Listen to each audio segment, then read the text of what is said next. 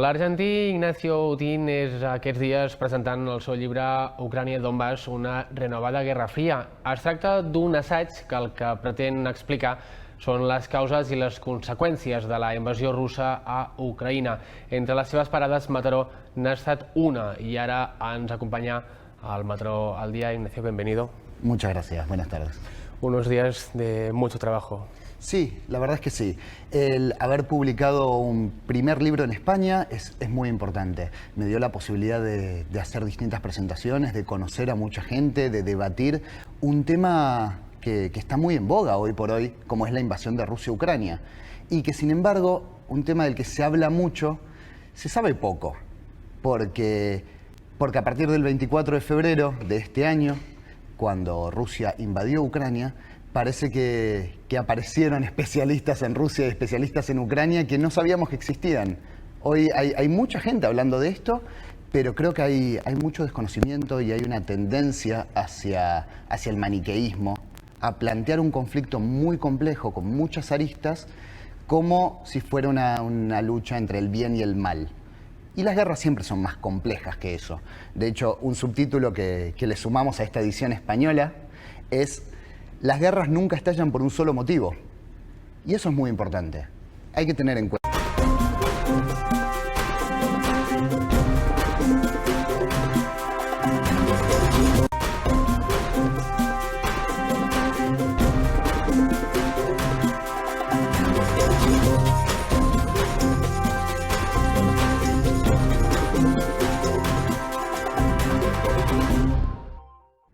L'argentí Ignacio Utín és aquests dies presentant el seu llibre Ucrània Donbass, una renovada guerra fria.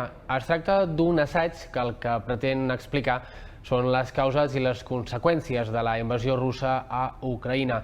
Entre les seves parades, Mataró n'ha estat una i ara ens acompanya al Mataró al día. Ignacio, bienvenido. Muchas gracias, buenas tardes. Unos días de mucho trabajo. Sí, la verdad es que sí.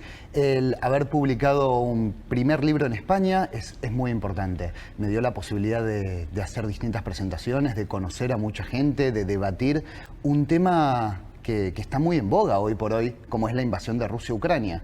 Y que sin embargo, un tema del que se habla mucho, se sabe poco. Porque a partir del 24 de febrero de este año, cuando Rusia invadió Ucrania, parece que aparecieron especialistas en Rusia y especialistas en Ucrania que no sabíamos que existían. Hoy hay mucha gente hablando de esto, pero creo que hay mucho desconocimiento y hay una tendencia hacia el maniqueísmo, a plantear un conflicto muy complejo, con muchas aristas, como si fuera una lucha entre el bien y el mal. Y las guerras siempre son más complejas que eso. De hecho, un subtítulo que le sumamos a esta edición española es: las guerras nunca estallan por un solo motivo. Y eso es muy importante. Hay que tener en cuenta eso. Es una guerra compleja que lleva muchos años, que no se inició el 24 de febrero pasado, sino que inició en 2014, hace más de 8 años, y que tiene a muchos actores en juego. No solo a Ucrania y a Rusia, no solo a la OTAN, no solo a la Unión Europea o a Estados Unidos. Hay muchos actores, hay muchos intereses en juego, y hay que tenerlo en cuenta a la hora de analizar este conflicto. Nosotros lo que vemos ahora en imágenes son las manifestaciones que hubo en Mataró, dando un poco soporte a los ucranianos que a cabo de poco llegaron también aquí. No sé si crees que aquí en Cataluña y en España hay una sensibilidad, por ejemplo, mayor que en Argentina, porque está más cerca el conflicto, o no. O la verdad es que en cuanto estaría un poco lejos de casa, todos los conflictos se ven diferentes fuera de allí. No, en Argentina hay una comunidad ucraniana muy importante y ha habido muestras de apoyo muy importantes. Yo no creo que la distancia tenga mucho que ver.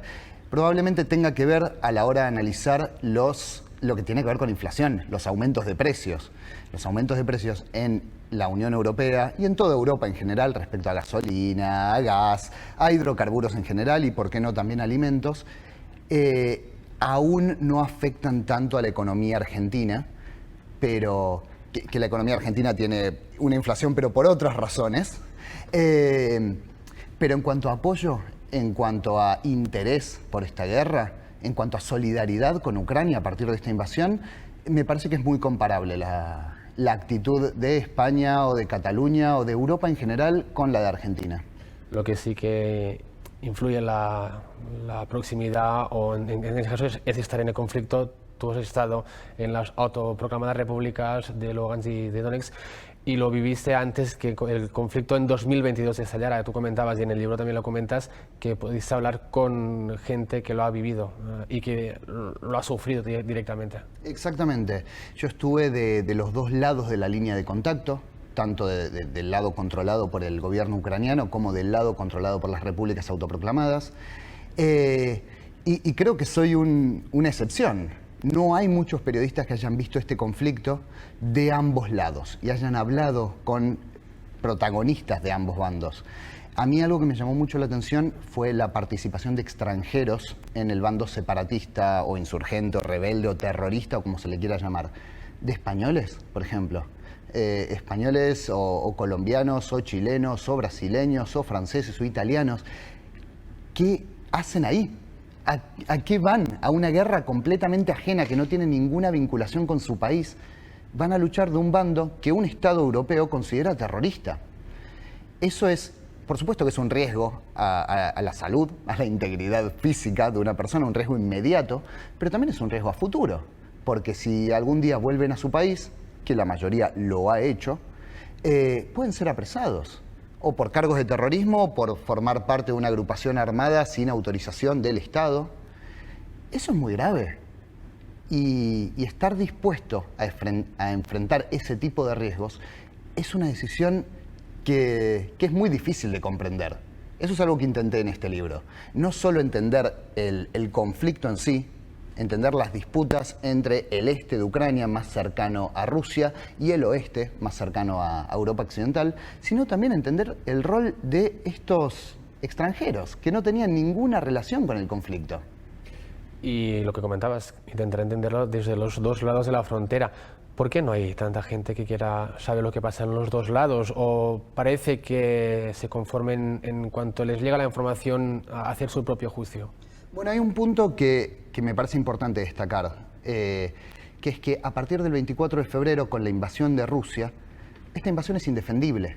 Entonces es mucho más lógico y es mucho más digerible, si se quiere, es mucho más políticamente correcto y además es mucho más obvio centrarnos en los argumentos ucranianos, que de hecho, en general, al menos en lo que tiene que ver con la invasión, son correctos. La invasión es indefendible.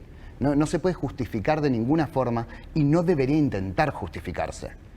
A partir del 24 de febrero el discurso cambia, hay un discurso mucho más pro-ucraniano. Ahora, este conflicto no estalló el 24 de febrero. Tiene, como decía antes, muchas aristas que hay que tener en cuenta y a la hora de analizar el conflicto, uno puede elegir quedarse con Rusia es malo porque invade, y es cierto, pero uno puede quedarse con eso, y uno puede por el contrario, analizar un poco más la situación, ir un poco más profundo y tratar de entender todas las aristas, toda la complejidad y qué pasó en estos últimos 8 años de guerra. De hecho, tú comentas que la guerra no empieza en Donetsk, sino que empieza en Kiev. Y que es curioso porque en 2014 el foco de atención se centró en Kiev, pero con el Maidán, con la revolución que hubo, pero no se hablaba en 2014-2015 demasiado de Donetsk o de Lugansk. Se quedó un poco todo centrado en Kiev y en cuanto terminó el conflicto parece que no ha pasado nada hasta el 2022. Exactamente. Y es muy curioso esta idea de no ha pasado nada, porque a partir de los dos acuerdos de Minsk, el primero firmado en septiembre de 2014, el segundo firmado en febrero de 2015, la guerra se estancó. Dejó de haber avances, retrocesos. Seguía habiendo enfrentamientos, seguía habiendo muertos, pero a muy baja escala, a una escala mucho menor que al inicio del conflicto en abril de 2014. Eso significó que la guerra desapareció, no solo de medios españoles o de medios argentinos, en medios rusos, en medios ucranianos se hablaba muy poco. Por eso cuando yo llegué al Donbass y la guerra ya estaba estancada, a mí lo que me interesaba era ver cómo se vive en dos repúblicas autoproclamadas que no tienen ningún tipo de reconocimiento, que no tienen moneda, que usan moneda rusa, que están bloqueadas económicamente y que dependen tanto económicamente como militarmente, como políticamente, dependen de otro país, pero se consideran independientes. ¿Cómo se vive ahí?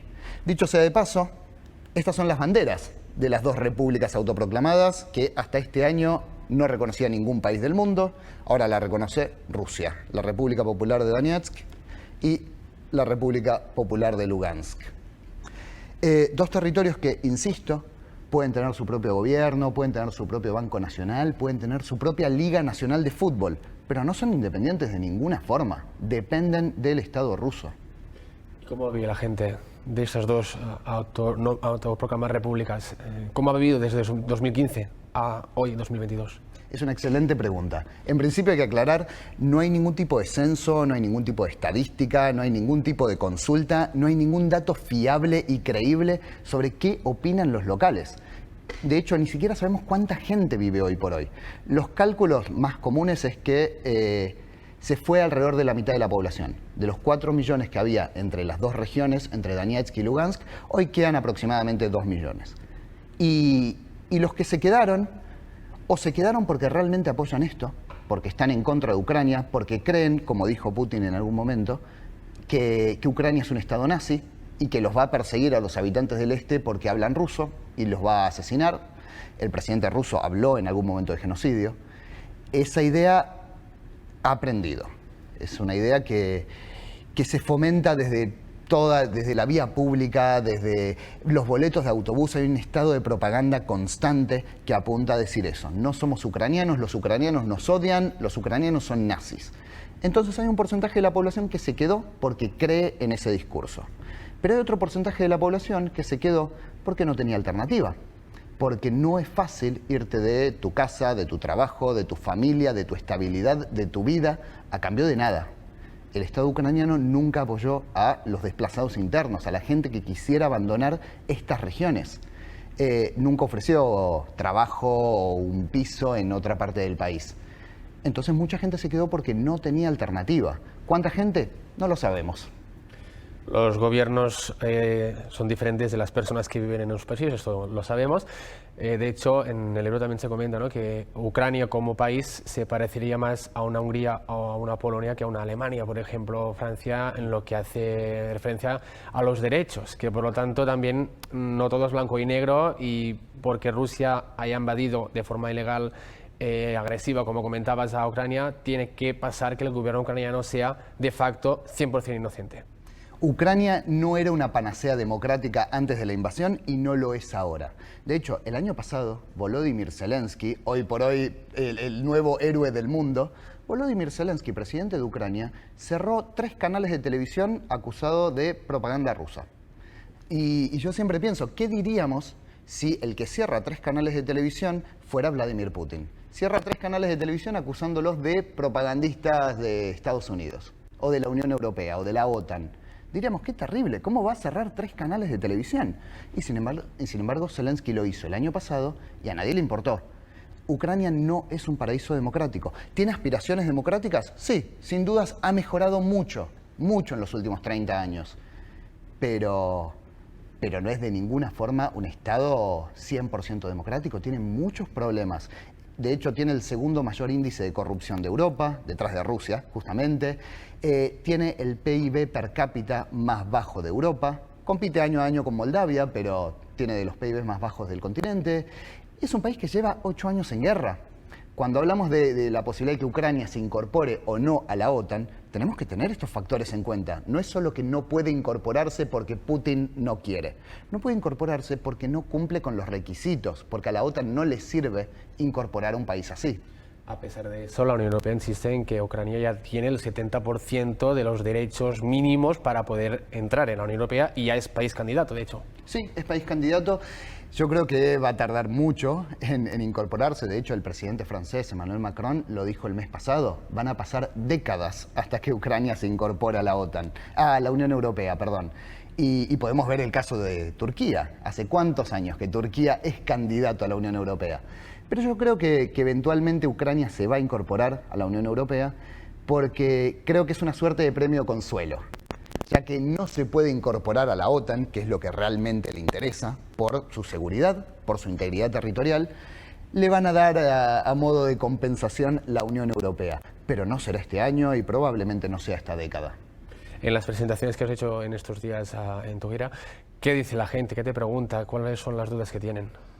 En muchos casos me preguntaron sobre cómo se vivía en estas dos repúblicas autoproclamadas. Es un tema que evidentemente no solo me interesaba a mí y que se ha hablado muy poco.